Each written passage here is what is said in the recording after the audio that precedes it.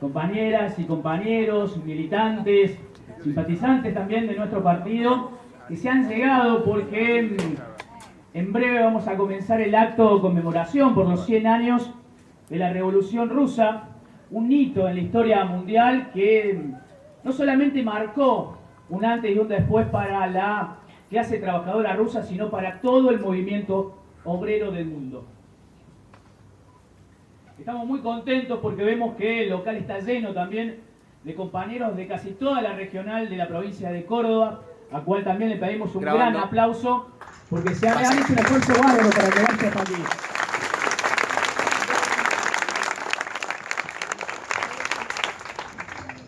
Vemos docentes, vemos trabajadores de la salud y también vemos a aquellos compañeros que se van arrimando al partido gracias a que el partido va a las luchas y se compromete con ellos. Le queremos dar un fuerte aplauso a los trabajadores de Plascar que están enfrentando una lucha heroica, enfrentando también a la patronal y enfrentando también a la burocracia sindical.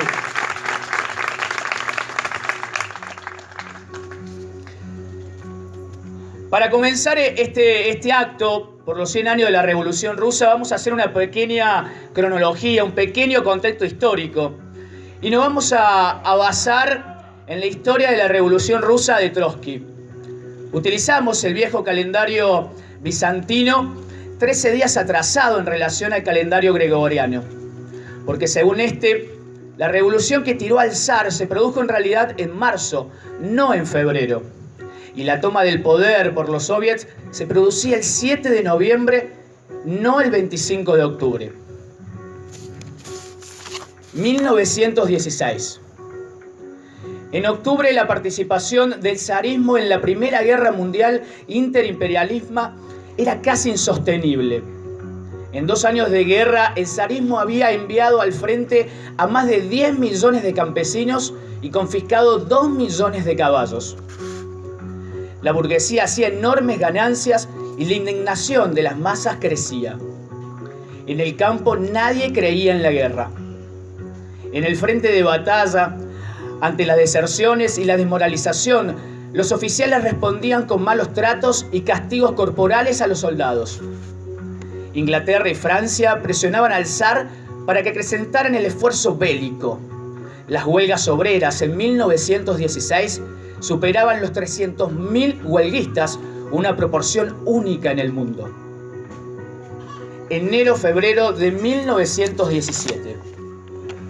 Proliferan núcleos de activistas en las fábricas con creciente presencia de los bolcheviques. El 8 de enero hay una batalla campal entre la policía y los trabajadores frente a la fábrica Putilov. El 16 racionan el pan y el 20 se producen saqueos por pan. Durante 5 días se desarrolla una insurrección que comenzó justamente con las obreras textiles en el Día Internacional de la Mujer Trabajadora, que salen a la huelga en Petrogrado al grito de ¡abajo el zar!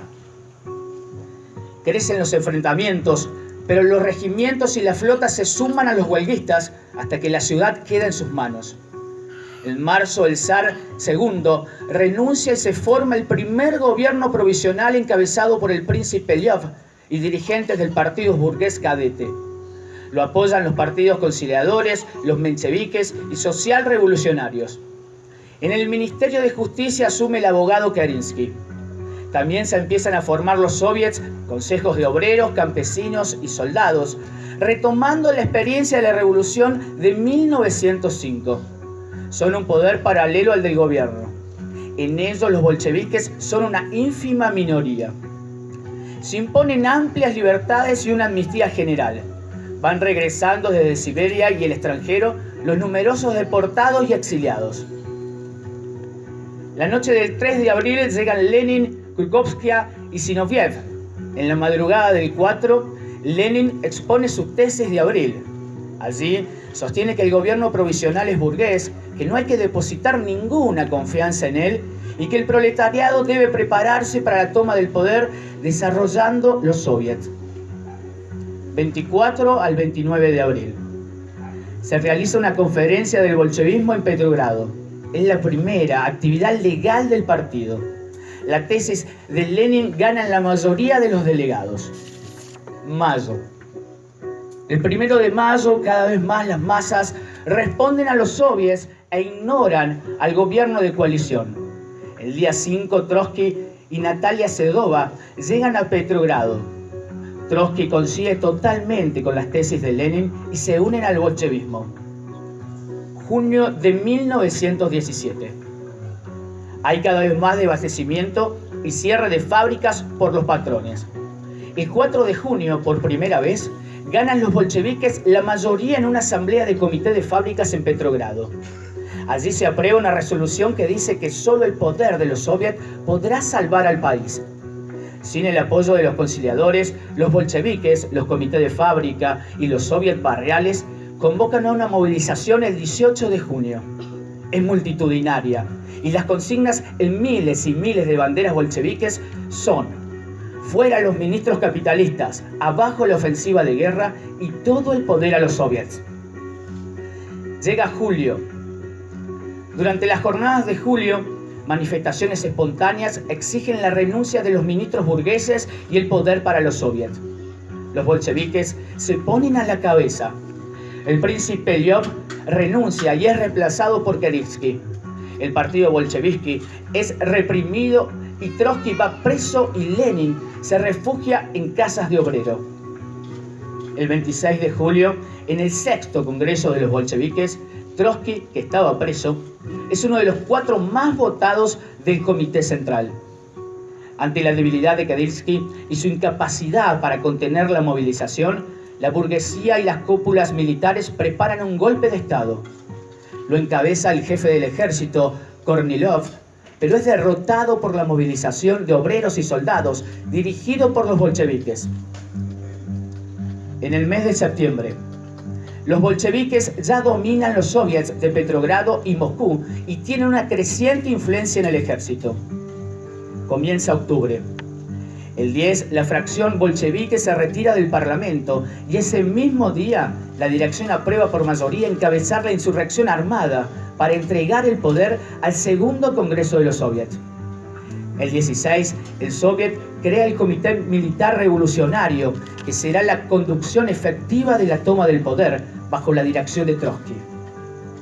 24 y 25 de octubre. En víspera de la apertura del segundo Congreso de los Soviets de toda Rusia, la organización militar de los bolcheviques y el Comité Militar del Soviet de Petrogrado dirigen la insurrección armada que destituye al gobierno provisional, con Trotsky a la cabeza. Por su clara planificación, contundencia y masividad, casi no hay muertos. Culmina con la toma del Palacio de Invierno y la detención de los ministros. El Comité Militar Revolucionario es a las 10 de la mañana del 25, informa el derrocamiento del gobierno. En el Palacio Smolny, el Congreso de los Soviets abre sus sesiones asumiendo el poder. Ha triunfado la primera revolución socialista de la historia.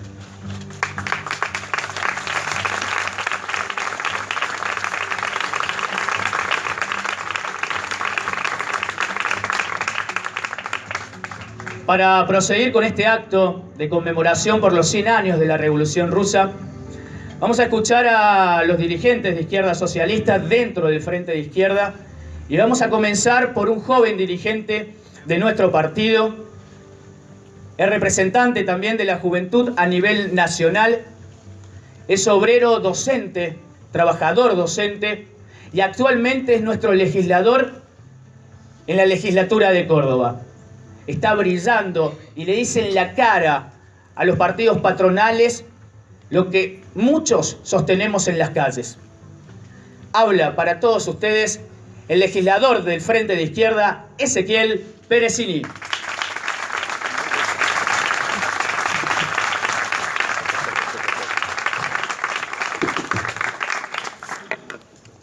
Queda bajito, así lo vamos a usar en la mano. Muchísimas gracias y para comenzar, creemos que hay que agradecer la presencia, lo hizo Leo, pero agradecer la presencia de todos y cada uno de ustedes, porque durante este mes de noviembre mucho se ha dicho de la Revolución Rusa, mucho se ha dicho sobre Lenin, sobre Trotsky, y queremos que es entre los luchadores, entre los trabajadores, en donde tenemos que discutir, no solamente recordar un hecho histórico, no solamente hacer una semblanza, sino reivindicar a la lucha que dio Lenin, los bolcheviques y el conjunto de la clase trabajadora, el movimiento obrero y el movimiento de masas en Rusia, que por primera vez en la historia mostró algo que todos querían ocultar, que los trabajadores, los campesinos, los oprimidos, podían gobernar y que no necesitaban ni de los zares ni de los grandes empresarios para poder llevar adelante su propio destino. Esto tenía la palabra de socialismo y esta era la tarea política que Trotsky, Lenin y los revolucionarios rusos tenían en ese momento. Fue un triunfo muy impresionante. Fue el triunfo del primer gobierno obrero en la historia, cuando los de abajo se fueron para arriba y dieron vuelta a la tortilla. Fue una revolución triunfante en donde derrotaron políticamente, militarmente, en la propaganda y en todos los lugares de la vida a las políticas que el zar venía llevando adelante y que también llevó adelante el gobierno provisional de Kerensky. Fue la acumulación histórica de luchas. Desde 1905 a 1917, el movimiento obrero aprendió que enfrentando en las calles, con la masividad, con el método de la huelga política, con parar la fábrica para exigir que el zar se retire, se aprendió la necesidad de la organización, de que no se puede salir a pelear si no tenemos una herramienta que garantice el triunfo definitivo de esa lucha. En esa Rusia atrasada, en esa Rusia casi medieval, con 150 millones de personas, la mayoría campesinos, que vivían realmente muy lejos de las capitales, en donde lo del todos los días era el hambre, la miseria, donde la gente moría de inanición, donde no había comida, donde no había paz, donde la iglesia cumplía un rol fundamental y vivía oprimiendo, donde el ejército castigaba, la policía reprimía.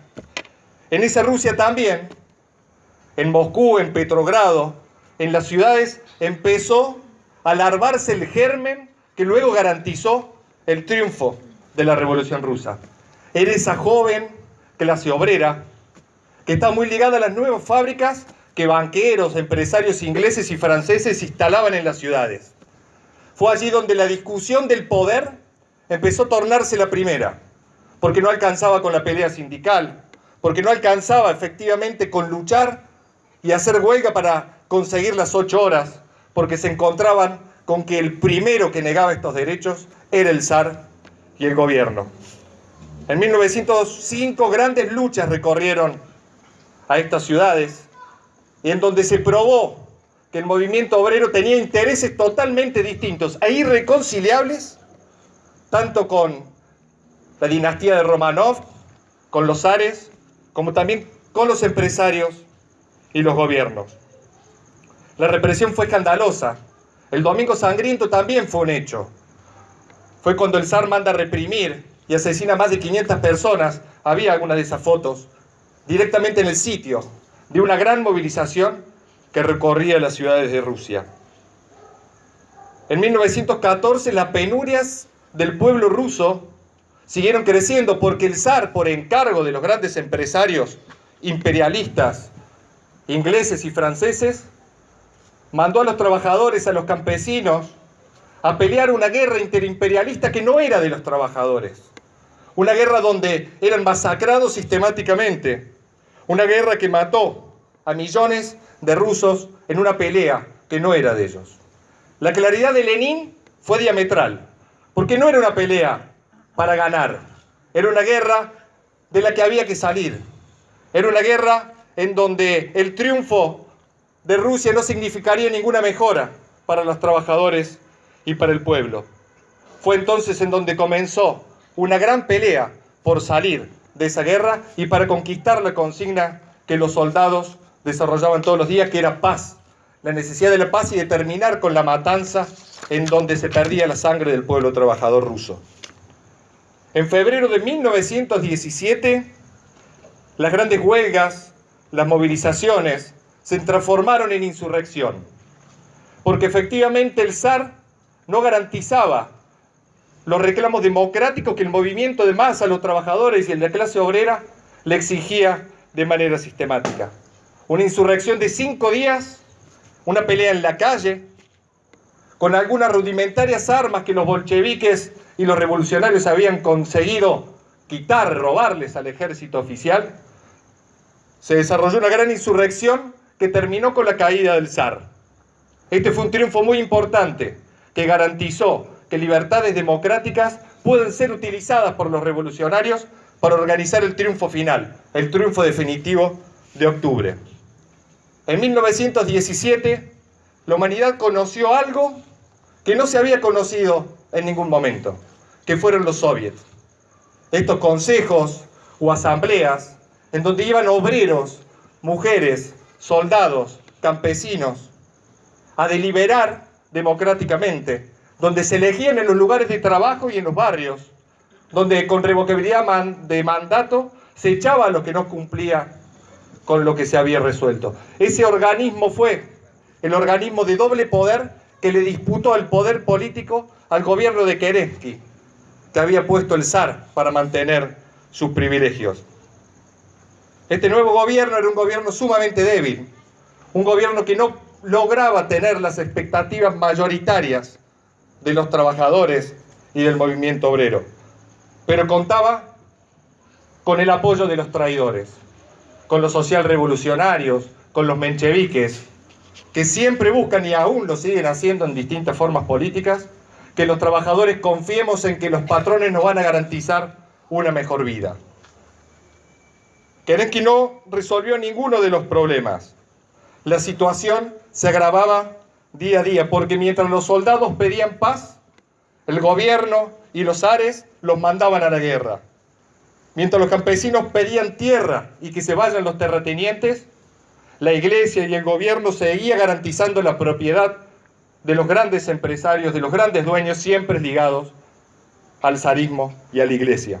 Y mientras los trabajadores, el movimiento obrero pedía salario, las 8 horas, que se los deje de matar con jornadas incansables a ellos y a los niños que desde los 12 años venían del campo y se metían en las carnicerías de la fábrica, el gobierno de Kerensky insistía con que había que tener paciencia, con que había que darle tiempo al gobierno de Kerensky. Y esta era la política que llevaban adelante los traidores de los mencheviques y de los socialrevolucionarios. Esta política de conciliación de clases era la que ya no podía soportar el pueblo trabajador y el movimiento obrero. Por eso en esos organismos donde se discutía y se hacía lo que se votaba en los soviets, los bolcheviques, con la política correcta, con la audacia necesaria, con el sostenimiento permanente de una política, lograron la confianza del movimiento obrero y poco a poco fueron ganando a las votaciones en los soviets.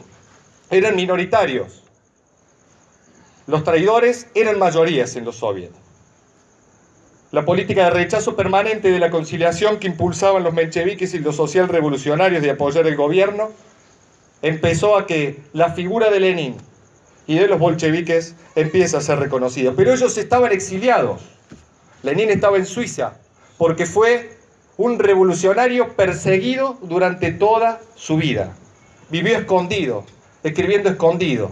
Pero cuando el triunfo de la revolución logró tirar al zar, Lenin hizo todo lo posible para llegar a Rusia, porque sabía que el triunfo, la caída del zar, disponía a la orden del día la necesidad de la revolución socialista, la necesidad de que los trabajadores tomen en sus propias manos el poder político. Llegó en abril de 2017, con sus tesis de abril, con un pequeño texto que le dio la tarea política al movimiento de masas. Ninguna confianza al gobierno provisional. Es un gobierno burgués, es nuestro enemigo. Todo el poder a los soviets.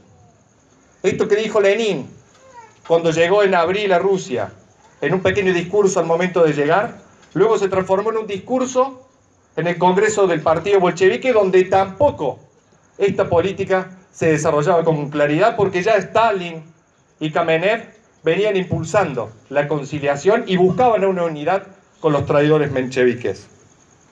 Poco a poco, la política de Lenin ingresó en la conciencia de los trabajadores en los soviets y también en la dirección del partido bolchevique. El 4 de abril, en un discurso de 2 horas, fue logrando la mayoría en los organismos del partido. El 29 de abril fueron aprobadas estas tesis y el conjunto del movimiento obrero y de masas rusos tomó en sus manos las consignas que Lenin traía desde Suiza en un tren blindado. Y así fue posible la insurrección.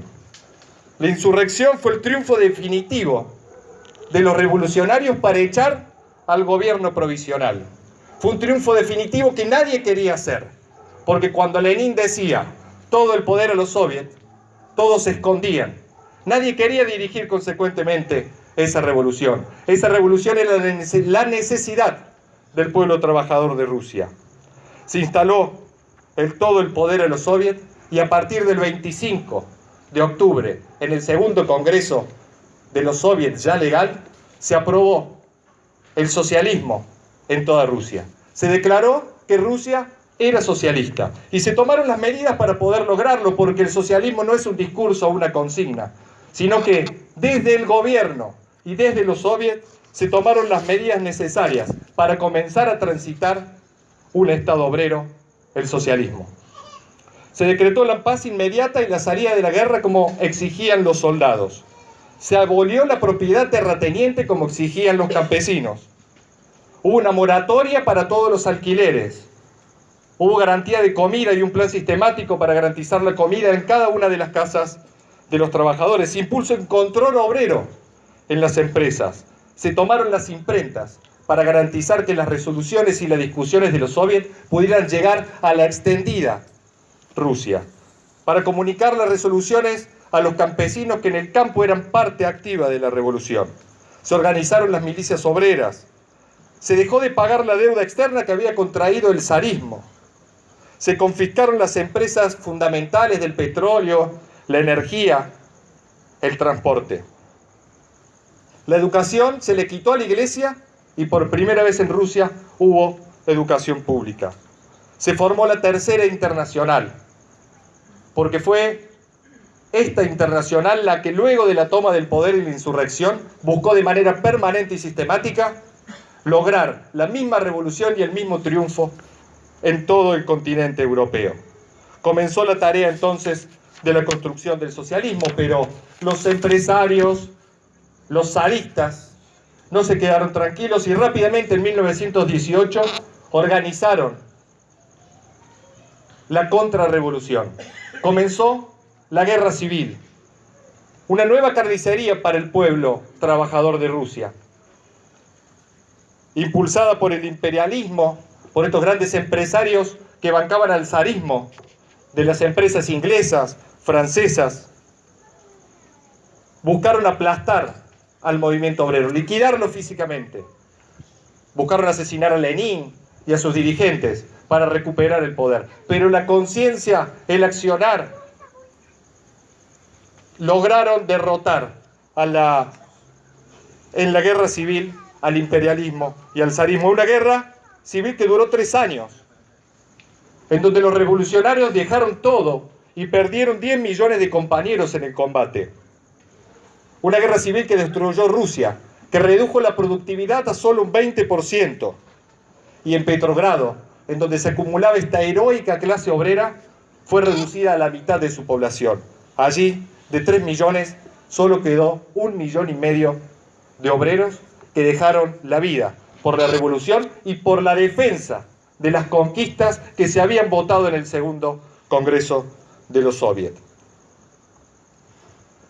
Esos grandes triunfos necesitaban de la revolución en Europa para poder conquistar el socialismo mundial. Trotsky y Lenin eran muy conscientes de que solamente en Rusia y de manera aislada esta revolución no podría transformarse en un socialismo real. No hay socialismo con hambre, no hay socialismo con miseria. Es por eso que la Tercera Internacional, con Lenin y Trotsky a la cabeza, impulsaban las luchas en Europa para conquistar el poder obrero y el socialismo también en esos países.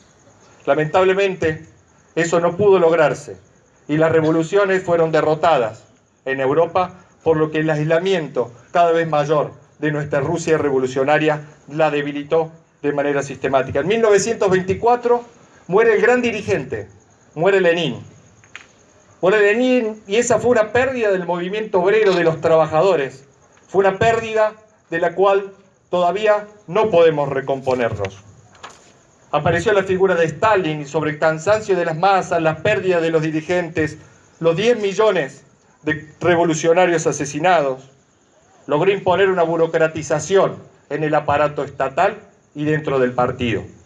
Fue ese traidor Stalin el que buscó acumular privilegios. Son los que viajaban en limusinas, son los que iban a los teatros, son los que tenían casas de descanso, mientras los obreros seguían trabajando incansablemente en defensa de la revolución. Stalin expulsó del partido, mandó a perseguir por todo el mundo a los grandes dirigentes, instaló un aparato contrarrevolucionario y la Rusia, que había liberado al obrero, con el Estado en manos de Lenin y esta burocracia, se transformó en un aparato represivo, contrarrevolucionario, que impidió el desarrollo de la revolución en otros países. Triunfaba una contrarrevolución interna dentro de Rusia. Sin Lenin, ya Trotsky, aislado y expulsado fuera de Rusia, funda la Cuarta Internacional. Esa Cuarta Internacional de la cual somos parte hoy en día, izquierda socialista. Esa Cuarta Internacional que toma las reivindicaciones de la Revolución Rusa para seguir extendiéndola, para seguir dando la pelea por el socialismo y para tratar de revertir la burocratización en la Unión Soviética. Esta situación llevó a que la política del Partido Comunista, del estalinismo, de la política del socialismo en un solo país, que inventó Stalin, la de los frentes populares, la conciliación con la burguesía, impuso que al día de hoy la Rusia socialista se haya transformado en una nueva Rusia capitalista. Se restauró el capitalismo en la década del 80. Se perdieron las conquistas que la Revolución Rusa habría impuesto. Se abandonando todos los programas y las medidas revolucionarias, comenzó a haber más explotación, más penetración imperialista, y la burocracia transformó sus privilegios en ser dueños, en ser burgueses, en ser empresarios. Así, desde adentro del Estado, la burocratización terminó restaurando el capitalismo. Pero es muy importante hacer los balances necesarios sobre la Revolución Rusa, porque consideramos que las vigencias de las medidas revolucionarias siguen vigentes. La Revolución Rusa, la caída del muro de Berlín, la restauración del capitalismo, necesita para el conjunto del movimiento obrero y trabajadores del mundo sacar las conclusiones necesarias. Todos se llenan la boca diciendo de que Rusia mostró de que el socialismo es una utopía, de que la Revolución Rusa fue derrotada por excesos de estatismo. Para nosotros, para los socialistas revolucionarios, eso no es más que mentira, propaganda del imperialismo, que muchas veces las corrientes de izquierdas desarrollan de manera consciente. Para nosotros lo que fracasó fue el socialismo en un solo país. Para nosotros lo que fracasó fue una economía burocratizada. Para lo que nosotros fracasó fue el estalinismo y las propuestas del Partido Comunista de no hacer las revoluciones en todo el mundo. Para nosotros lo que fracasó fue no tener confianza en el movimiento obrero. Para nosotros lo que fracasó fue el aislamiento de la Revolución Rusa. Para nosotros lo que fracasó entonces son las actualizaciones nuevas de esa política menchevique, porque Lenin lo dijo en 1917 y hoy lo decimos nosotros desde izquierda socialista. No hay que confiar en los gobiernos. Debemos desarrollar la organización política independiente de las grandes patronales. Y también necesitamos construir esa herramienta política que permitió el triunfo de la Revolución Rusa. Construir ese partido de la clase trabajadora que logre organizar las tareas cotidianas y llevarlas al plano político. Necesitamos organizar a la clase trabajadora para que pelee para gobernar. Ya no podemos seguir dando durísimas peleas por el salario, por la recuperación de los puestos de trabajo, en defensa de la salud y la educación. Porque mientras este sistema y la economía y nuestras vidas estén en manos de los gobiernos capitalistas, no habrá más que penurias Así es como al día de hoy, el capitalismo global en todo el mundo no hace más que 8 grandes empresarios tengan las riquezas de la mitad de la humanidad que vive en la miseria y cada vez más empobrecidos. Reivindicamos entonces la política de Lenin y de Trotsky, el método de lucha, la no confianza en los gobiernos, la organización independiente. Daremos entonces la pelea contra los nuevos mencheviques, contra los neoreformistas, contra el chavismo que dice haber socialismo, pero la gente muere de hambre, que gobiernan junto con el imperialismo. Vamos a dar también la pelea contra lo que aquí en nuestro país significa esas políticas, contra el peronismo, que en nuestro país ganó la cabeza de los trabajadores para confiar siempre en los patrones. No hay patrones buenos. Los grandes empresarios solo buscan incrementar sus ganancias y para eso están dispuestos a hundirnos en la miseria. Hay que apoyar cada una de las luchas porque revoluciones siguió habiendo luego del triunfo de la Revolución Rusa. La Revolución Cubana, que gracias a la política del Che logró tomar las medidas necesarias, la expropiación de la burguesía. Hubo revoluciones no hace mucho y siguen vigentes en el Medio Oriente. El pueblo árabe ha liquidado dictaduras de años, como en Egipto. Pero lamentablemente las políticas de conciliación de clase han llevado a que nuevas dictaduras crezcan en Medio Oriente. Es por eso que necesitamos resolver la tarea histórica que nos dejó Lenin y Trotsky. Necesitamos dotarnos de una dirección que esté a la altura de las circunstancias, sacarnos los traidores y los reformistas de nuestras organizaciones, echarlos a patadas y construir nuestra propia organización independiente. Creemos que necesitamos resolver esa crisis histórica de dirección que imposibilita a la clase obrera lograr gobernar. Por eso estamos reivindicando el día de hoy a la Revolución Rusa, a la tradición de los bolcheviques, a los que militan todos los días para construir un partido revolucionario que logre ubicar a la clase obrera en la tarea histórica que tiene, en el gobierno, por un socialismo mundial, para terminar con la sociedad de explotadores y opresores, por una sociedad libre, sin explotadores ni opresión. Es por eso esa tarea mundial que desarrollamos junto con la Unidad Internacional de los Trabajadores, que seguramente ahora veremos algunos saludos de los compañeros. Porque seguimos reivindicando lo que todos quieren esconder, que la clase obrera puede liberarse por sí misma, porque seguimos en el camino de Lenin, por construir esa herramienta revolucionaria, porque seguimos insistiendo, o revolución socialista o caricatura de revolución. ¡Viva la revolución socialista de octubre! ¡Viva el gobierno obrero! ¡Viva la lucha de los trabajadores del mundo por liberarse de los explotadores! ¡Viva Izquierda Socialista! ¡Viva la Unidad Internacional de los Trabajadores! ¡Viva la Revolución Rusa! Bien, compañeros y compañeras, para concluir este acto, homenaje donde pretendimos hacer una pequeña reseña de lo que fue la Revolución Rusa a 100 años de su conmemoración. Vamos a escuchar la palabra de una dirigente nacional histórica de nuestra corriente, pero además histórica referente de la izquierda cordobesa, ex bancaria, clave en su lucha por la no privatización del Banco de la provincia de Córdoba, entre otras grandes luchas que ha dado codo a codo en la calle y también en la legislatura de la provincia de Córdoba. Nos va a dirigir la palabra nuestra gran referente nacional, Liliana Olivero.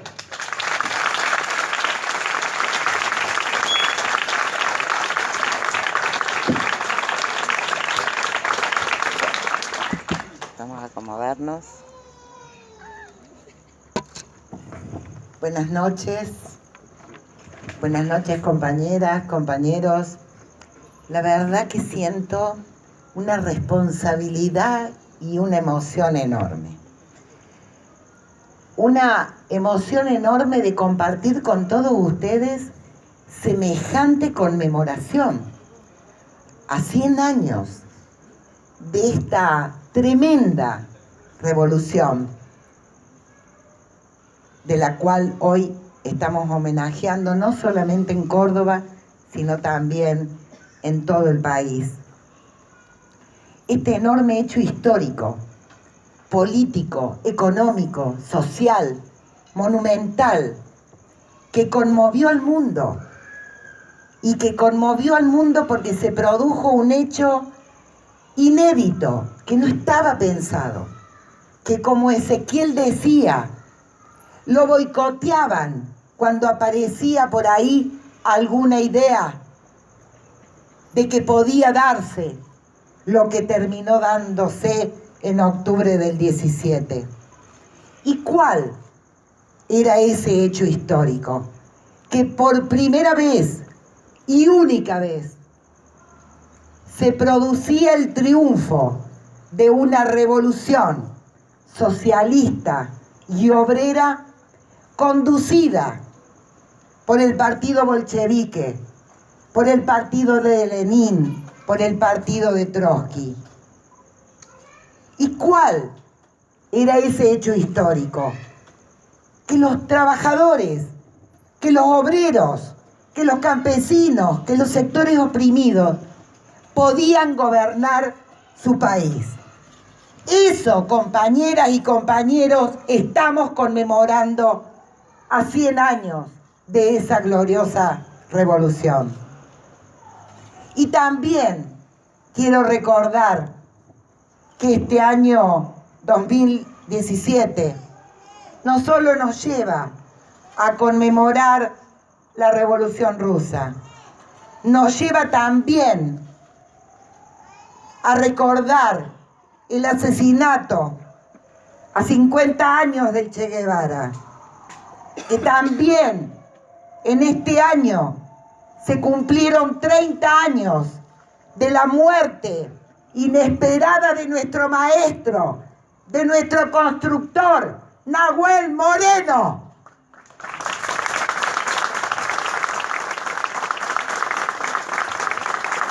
Por eso, recordar, y Ezequiel lo explicó brillantemente, todo el desarrollo de lo que pasó en aquellas jornadas de febrero a octubre. Fue justamente la caída del zar en el mes de febrero y la asunción de un gobierno provisional, capitalista, que planteó un debate enorme. Ezequiel lo explicó muy bien. Yo lo voy a sintetizar en que había dos posiciones políticas: la de los querenquistas, la de los mencheviques, la de los socialrevolucionarios, la de los defensistas, la de aquellos que planteaban la revolución en etapas, que decían que ese gobierno le permitía a la clase obrera comer todos los días y tener trabajo.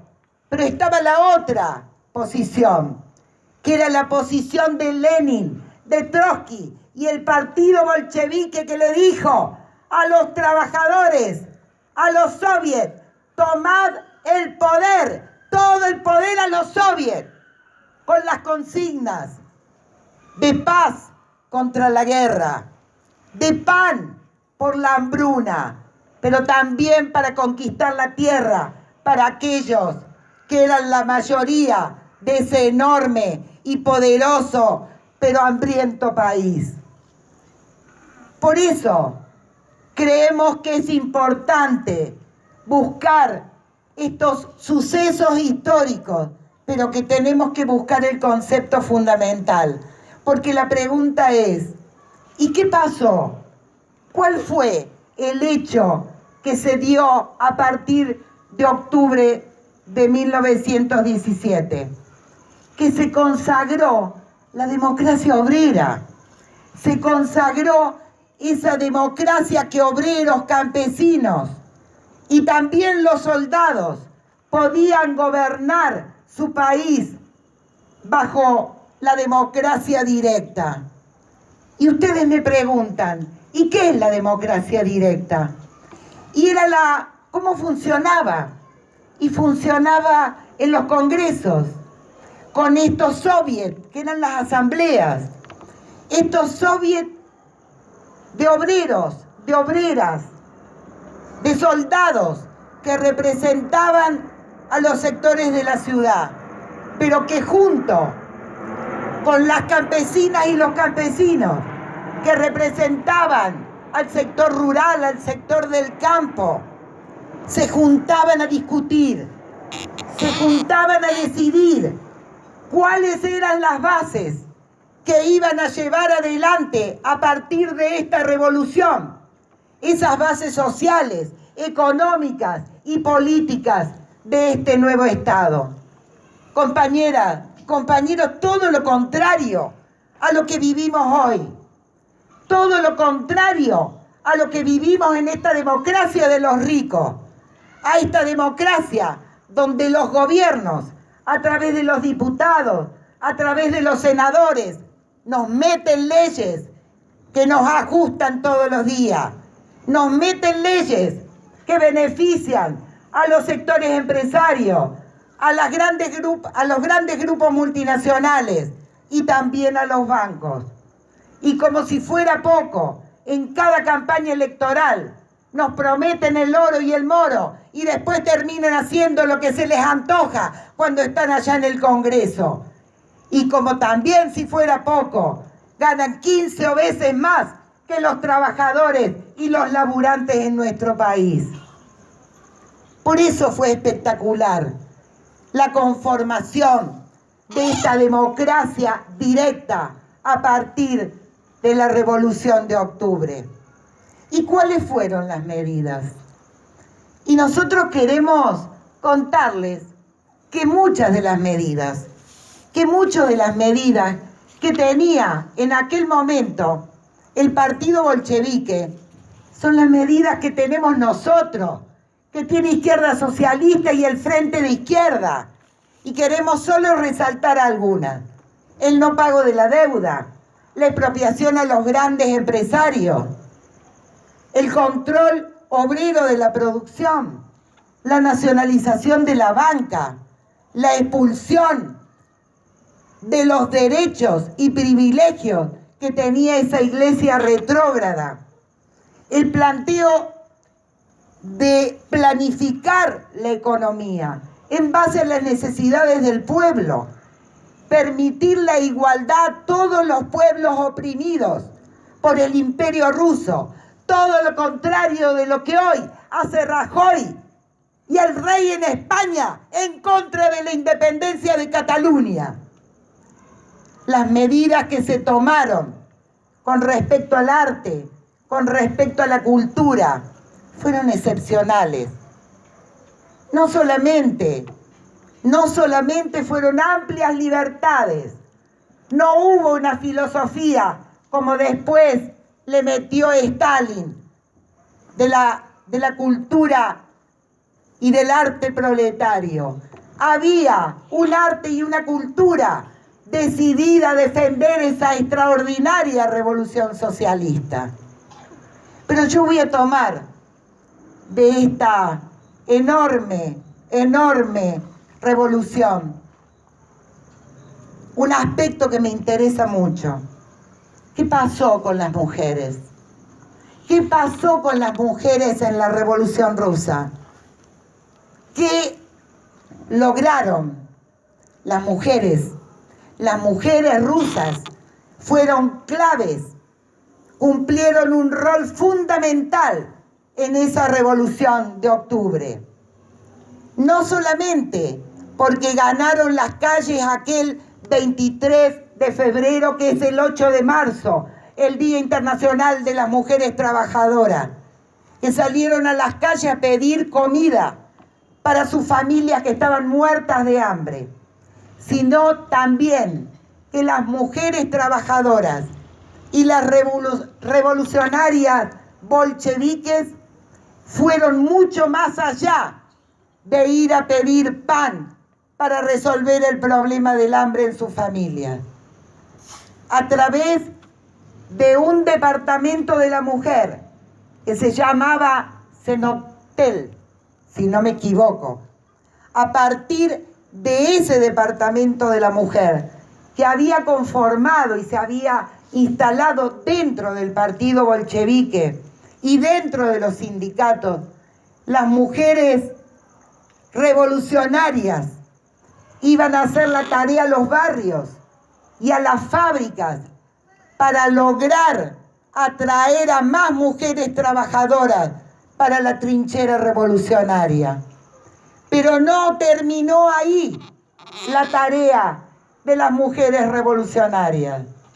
Las mujeres revolucionarias llevaron adelante medidas sumamente importantes. No solamente la alfabetización, sino también la lucha por la salud, la lucha por la educación y la lucha para lograr colectivizar las tareas domésticas. Y nos pueden decir algunos compañeros y algunas compañeras, ¿y qué es la colectivización de las tareas domésticas? ¿Saben qué significa? Poder liberar del yugo, de la esclavitud de las mujeres que estaban sometidas no solamente por este modelo zarista anterior, sino también por la propia actividad doméstica que se llevaba adelante. Y consideraban que era el Estado a través de sus instituciones, que debían tener cocinas, lavanderías, guarderías comunitarias, para que ellas pudieran estudiar, para que ellas pudieran politizarse, para que ellas pudieran trabajar sin necesidad de tener que cuidar a sus niños. Esta colectivización de las tareas domésticas hizo que León Trotsky, en el año 19 años después, pero les quiero leer porque no tiene desperdicio. León Trotsky, sobre esto, 19 años después de la revolución, dice: la revolución hizo un esfuerzo heroico por destruir el llamado núcleo familiar, esa arcaica y estancada institución en la que la mujer de la clase trabajadora lleva a cabo trabajos de esclavo desde la infancia hasta la muerte. La completa absorción de las tareas domésticas por instituciones de la sociedad socialista, uniendo todas las generaciones en solidaridad y ayuda mutua, tenía que llevar a la mujer y con ella a la pareja de enamorados a una real liberación de unas cadenas de 1000 años de antigüedad. Quería compartir con ustedes esta extraordinaria experiencia de las revolucionarias rusas en un momento muy particular y muy delicado. Las mujeres, como decía recién, las mujeres rusas fueron pioneras en el mundo, fueron un ejemplo, a tal punto que hoy, que ya lo voy a comentar, seguimos tomando esas enseñanzas. Estas mujeres fueron las que elaboraron el Código Civil en el año 1918.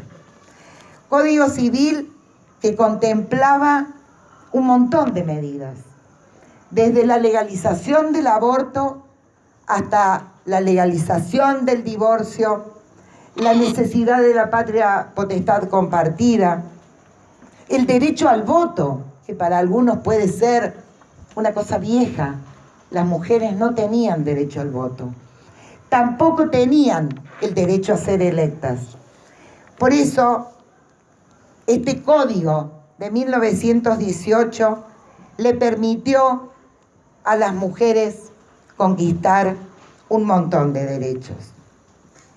Y derechos especiales que tenían que ver con la maternidad, con la licencia para la maternidad, con el derecho a tener el cuidado y la educación gratuita de los niños.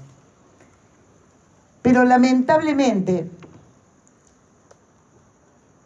este cáncer estalinista, esta sífilis del movimiento obrero, hizo que todas estas conquistas que tuvieron millones y millones de mujeres rusas se acabaran, se terminaran, a tal punto que el aborto, que había sido legal, fue prohibido, a tal punto que el divorcio, que había sido permitido, había sido impedido, o habían puesto una cláusula que aquella mujer que se quería divorciar debía pagar tanta plata que era imposible que se divorciara.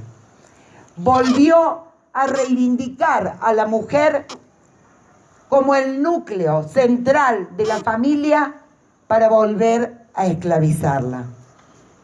Y hoy pasaron un siglo, 100 años, y seguimos las mujeres todos los años, no solamente cada 8 de marzo, peleando contra la opresión patriarcal, en contra de la explotación laboral, por la igualdad laboral, por el derecho al aborto, en contra de la violencia machista.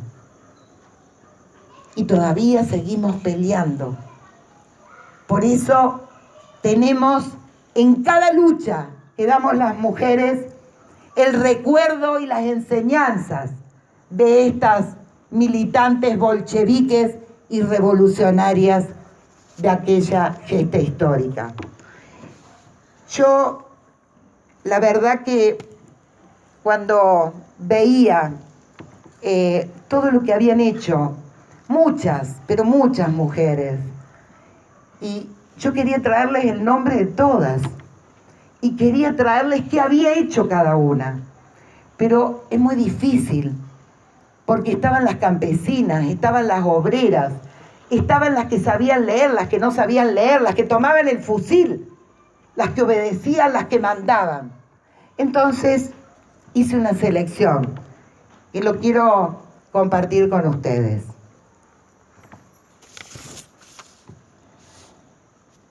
Quiero resaltar a Alejandra Kollontai, que fue la primera mujer que participó en un gobierno, precisamente en el gobierno soviético. Fue una luchadora incansable por el socialismo y por la igualdad de las mujeres. Alejandra Rodionova, miren, era conductora de tranvías, que con solo 22 años, en julio de 1917, escondió 40 rifles en los depósitos secretos y que en octubre, cuando el partido bolchevique preparaba la insurrección, fue la responsable de sacar de esos depósitos secretos a todos los tranvías que cargaban las armas. Inesa Armán, reconocida feminista, mano derecha de Lenin.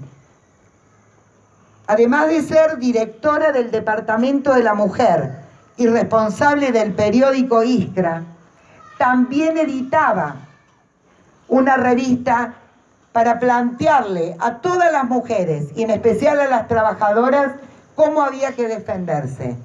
Esta revista la repartían en los barrios y en las fábricas.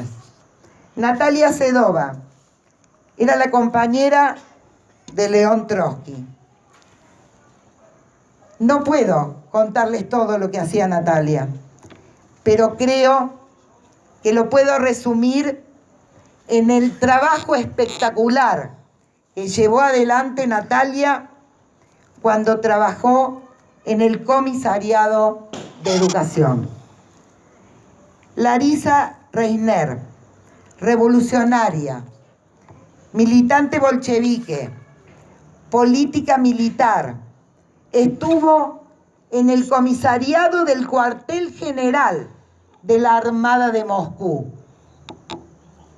Cuentan que 66.000 mujeres se alistaron en el Ejército Rojo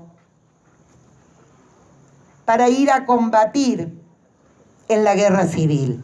Fueron asesinadas 1.850 mujeres en los combates que se dieron contra muchos ejércitos poderosos.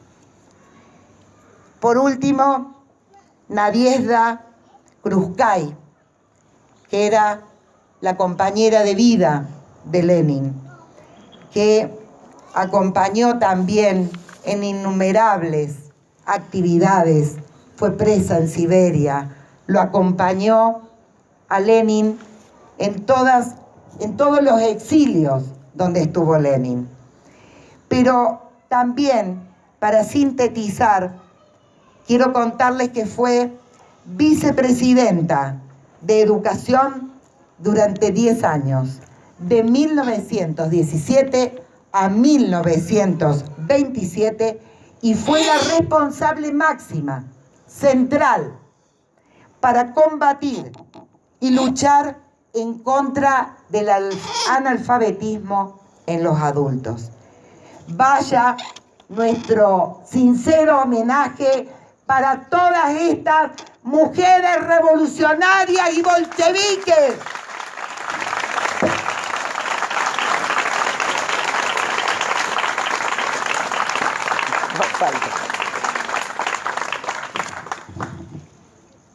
Pero no solamente aplicaron medidas sumamente extraordinarias en el terreno de la economía, sino también en la salud. Se formó en el año 1918 el Comisariado para la Salud.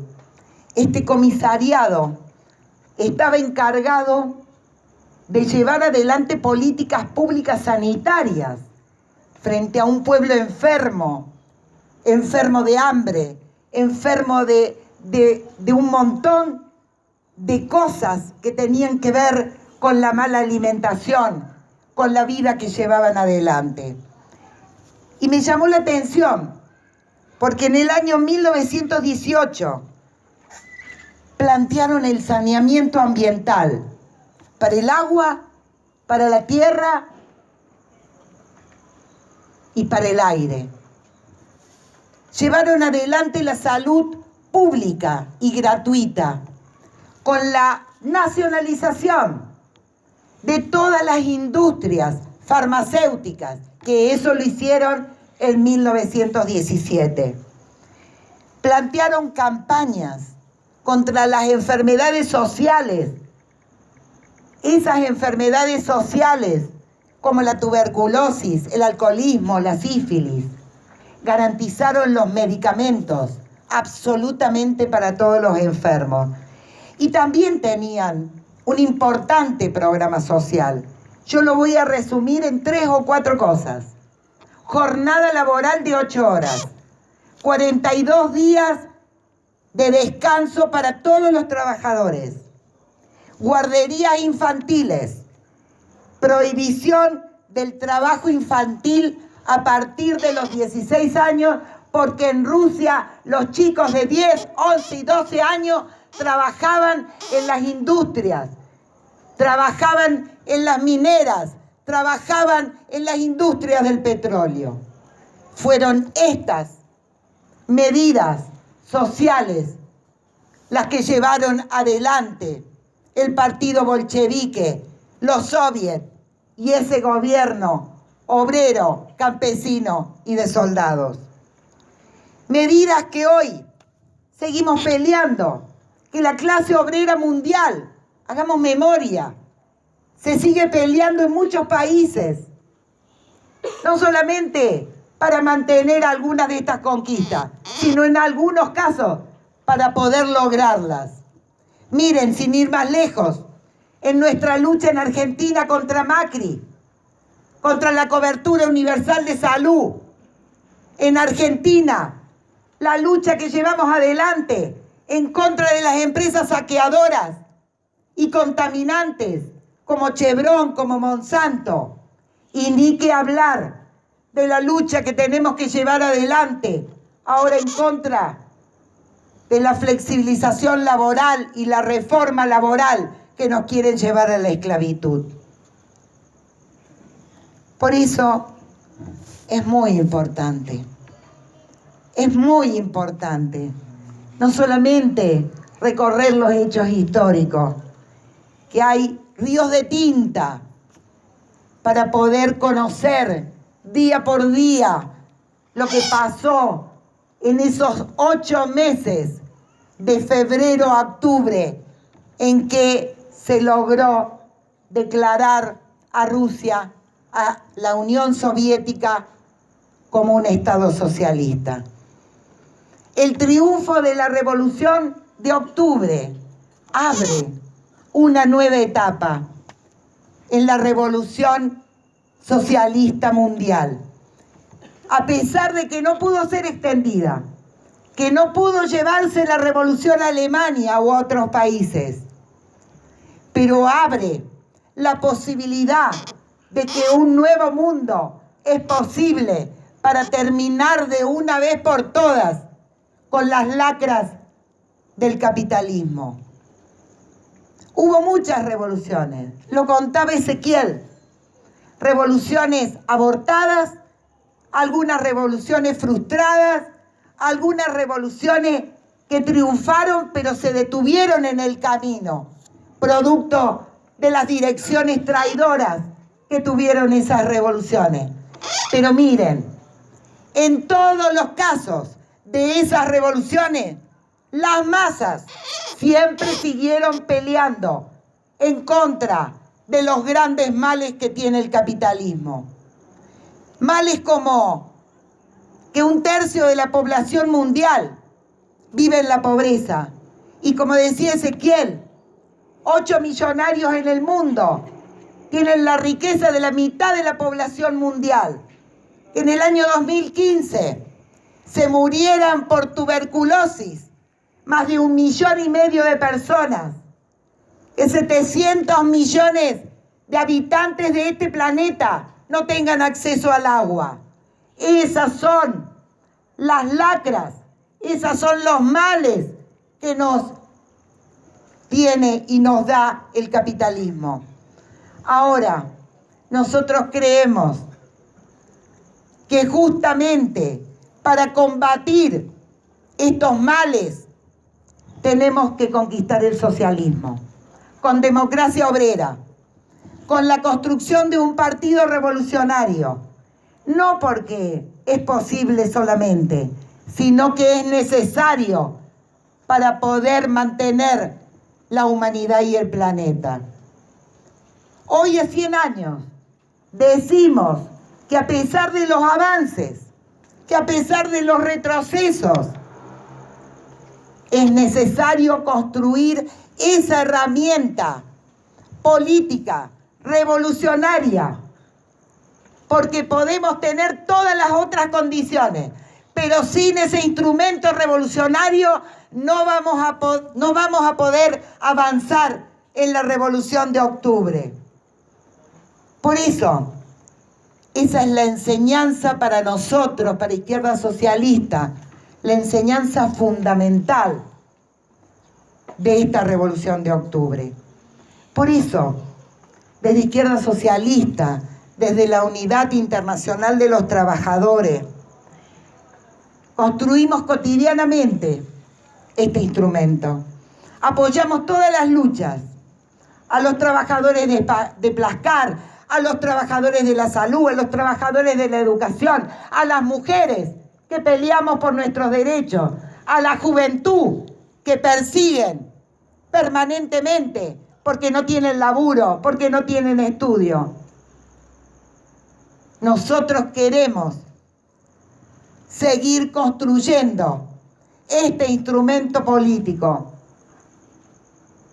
y queremos invitarlos a que se sumen, a que vengan a construir con nosotros Izquierda Socialista, ese partido revolucionario que nos dejaron Lenin, Trotsky y el maestro Nahuel Moreno. Ese partido de izquierda, ese partido de trabajadores que nos va a permitir en algún momento luchar por una Argentina socialista y también poder extender el socialismo a nivel mundial. ¡Viva la lucha de los trabajadores del pueblo ruso! ¡Viva la lucha obrera y socialista de la Revolución Rusa! ¡Viva el partido bolchevique! ¡Viva Izquierda Socialista! Compañeras y compañeros, sigamos construyendo esta realidad, porque no solamente es necesario, sino que es también posible. Vamos con todo a construir, a apoyar a los trabajadores para poder conquistar ese socialismo que le va a poder decir de una vez por todas al capitalismo que hemos conquistado con todo el poder de los trabajadores, de las mujeres y la juventud, los derechos que nos permiten vivir dignamente como nos merecemos. Muchas gracias, compañeras. Muchas gracias, compañeros.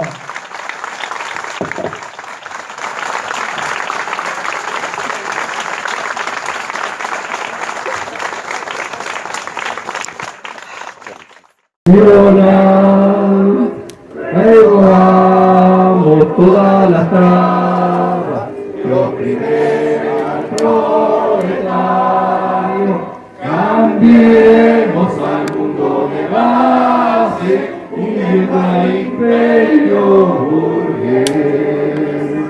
Ayudémonos todos en la lucha final y sea